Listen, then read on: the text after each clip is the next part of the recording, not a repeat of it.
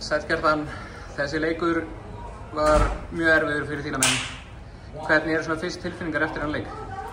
Bara eins og þú segir, það var bara erfiður leikur og við erum bara svona vinnur úr því, fyrir svo vinna. Var það bara Tindastóll sem voru svona áfærslega góðir eða voru þið að gera þeim og auðvelt fyrir hérna? Það er alltaf blanda báð í þessu sko. Stórarnir voru bara mjög flottir í þessum leik og við höfum átt betri daga.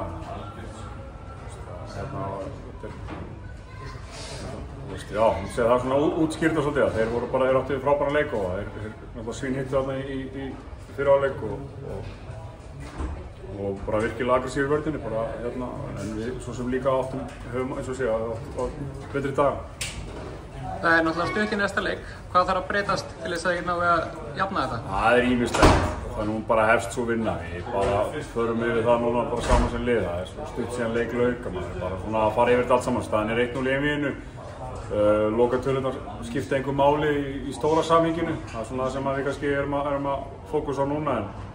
En við þurfum að finna ýmislegt til þess að snúa þessu við. Getur þú sagt mér með OKG, hann spilaði ekki í dag? Ég menn það er bara, í úrslitakeppninni er þetta bara einn dagur í einu, bara séð hvernig menn eru. Það er búið að vera flottur stígandi í þessu og hjá honum og nú bara, hann er bara að verða klár sem fyrst. Takk fyrir. Takk.